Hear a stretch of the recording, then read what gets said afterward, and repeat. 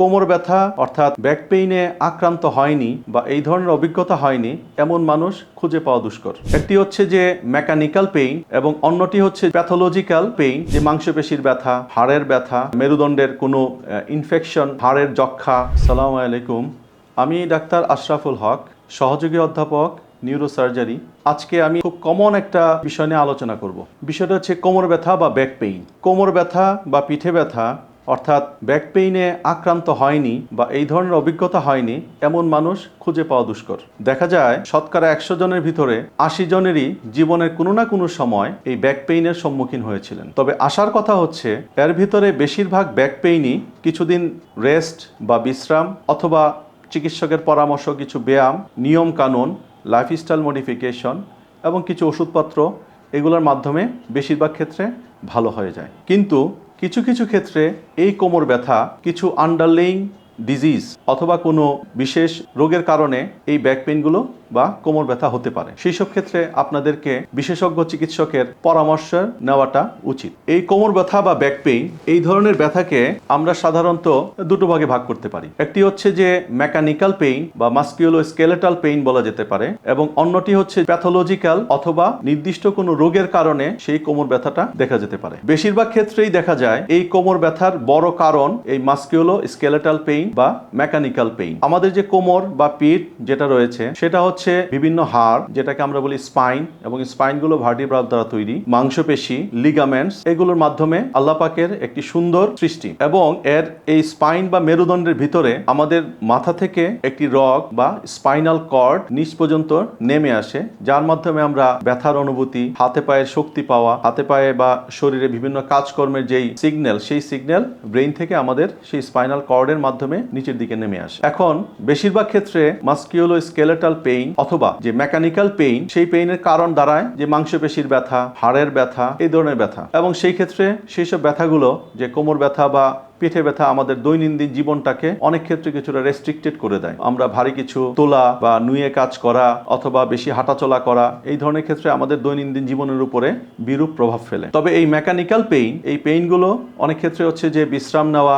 অথবা কিছু ব্যায়াম, ওষুধপত্র, এগুলোর মাধ্যমেই সমাধান হয়ে যায়। আর বাকি যে অংশটা থাকে সেই অংশটা হচ্ছে যে প্যাথোলজিক্যাল পেইন বলা যেতে পারে, অর্থাৎ যেই পেইনের ভিতরে তার এই ব্যথার অনুভূতির কারণ বা আরো অন্যান্য কারণগুলোর পেছনে কোনো না কোনো রোগের উপস্থিতি লক্ষ্য করা যায়। সেই সব বিষয়ে চিকিৎসকরাও কনসার্ন থাকেন এবং রোগীকেও এই বিষয়ে চিকিৎসকের পরামর্শ নিতে উৎসাহিত করা হয়। যেমন যদি কোনো কোমর ব্যথা বা পিঠ ব্যথা অর্থাৎ ব্যাক পেইন দেখা গেল যে একটা দীর্ঘ সময় ধরে সেই ব্যথা থেকে যাচ্ছে, অর্থাৎ বিভিন্ন ওষুধপত্র, নিয়ম কানুন সমস্ত কিছু থাকা সত্ত্বেও দেখা গেল যে ব্যথাটা কিছুতেই কমছে না এবং লম্বা সময় ধরে ব্যথাটা থেকে যাচ্ছে, তখন সেই ক্ষেত্রে আপনাকে বিশেষজ্ঞ চিকিৎসকের শরণাপন্ন হয়ে এটার কারণটা কি, সেই কারণটা খুঁজে বের করতে হবে এবং তার যেই প্রপার বা যে সমন্বিত যেই সঠিক চিকিৎসা, সেই চিকিৎসা নিতে হয়। আরেকটা বিষয় হচ্ছে যে সিভিয়ারিটি অর্থাৎ ব্যথার পরিমাণ। অনেক সময় দেখা যায় যে ব্যথার পরিমাণটা বিভিন্ন ঔষধ এবং অন্যান্য পরামর্শের মাধ্যমেও দেখা যায় যে আস্তে আস্তে আস্তে আস্তে ব্যথাটা কিছুতেই কমছে না, বরঞ্চ দেখা যায় দিনের পর দিন এই ব্যথার পরিমাণটা বেড়ে যেতে থাকে। তখন সেই ক্ষেত্রে এই বিষয়ে সাবধান হওয়াটা সমীচীন যে এটার ভেতরের কারণটা কি হতে পারে। আরেকটা যে বিষয়টা, সেই বিষয়টা হচ্ছে যে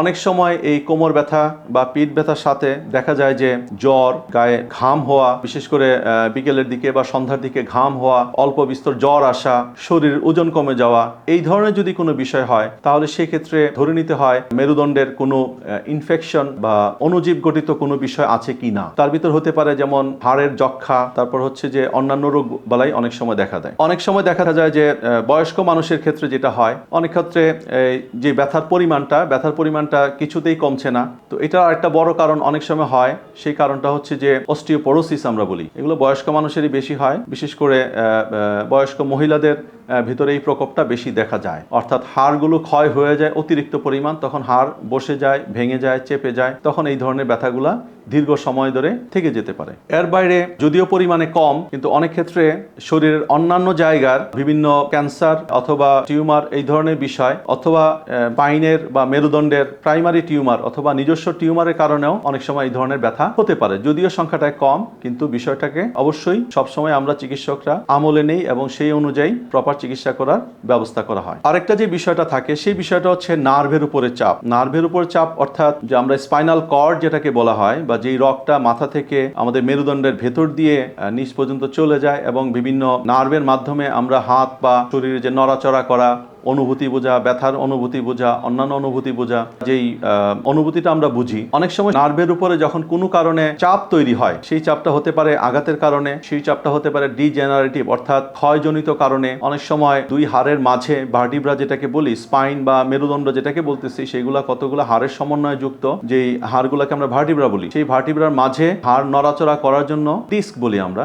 অনেক সময় সেই ডিস্কগুলো যদি প্রলাপস হয়ে যায়, অর্থাৎ সেই ডিস্ক থেকে জেলির মতো নরম পদার্থ, সেই পদার্থগুলো নিউক্লিয়াস পালপোসাস বলি আমরা, সেই বিষয়গুলো যদি বের হয়ে নার্ভকে চাপ দেয়, তখন সেই ক্ষেত্রে অনেক সময় এরকম কোমর ব্যথা হতে পারে। এবং তার সাথে আরো বিভিন্ন রকমের সিমটম অথবা আরো বিশেষ কিছু চোখে পড়ে বা বিভিন্ন রকমের সমস্যা চোখে পড়ে। যেমন যখন নার্ভের উপরে চাপ দিলে সেই ক্ষেত্রে দেখা গেল যে যখন মানুষটা নুয়ে কোনো কাজ করতে যায়, নামাজ পড়তে যায় বা ভারী কিছু উঠাতে যায়, তখন দেখা যাচ্ছে যে কোমর ব্যথার পরিমাণটা বেড়ে গেছে এবং সেই ব্যথা একটা পা বরাবর নিচের দিকে নেমে গেছে, অথবা দুই পা বরাবরই অনেক সময় নেমে যায়। কিছু দূর হাঁটাহাঁটি করলে দেখা যাচ্ছে যে পা দুটা ধরে আসতেছে, পা দুটোকে ভারী মনে হচ্ছে, এই ধরনের ক্ষেত্রে। তারপর আরো বেশ কিছু জিনিস রয়েছে, যেমন হচ্ছে পেশাব পায়খানা অনেক সময় সিভিয়ার ক্ষেত্রে, অর্থাৎ রোগের প্রকোপ যদি বৃদ্ধি পায়, তখন দেখা যায় অনেক সময় যে পেশাব পায়খানা আটকে যায়। আমরা সাইকেলে বসলে বা ঘোড়ার পিঠে বসলে যেই অংশটা আমাদের ঘোড়ার জিনের সাথে লাগানো থাকে অথবা সাইকেলের সিটের সাথে লাগানো থাকে, সেই অংশের অনুভূতি, অর্থাৎ আমরা যখন বাথরুমে যাই, আমরা প্রস্রাব পায়খানা করার পরে যে পানি যে আমরা খরচ করি, সেই খরচের